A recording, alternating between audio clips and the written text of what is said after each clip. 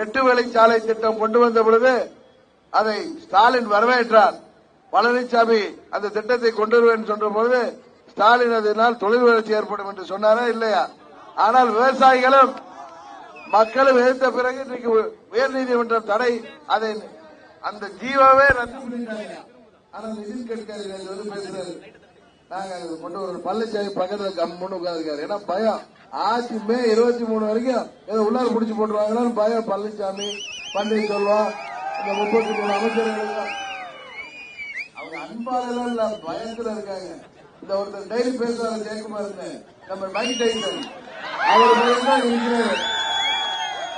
அவருடைய ஒரு மகன் நிற்கிறார் இல்ல, அவ்வளவுதான் நான் சொல்லுவேன்.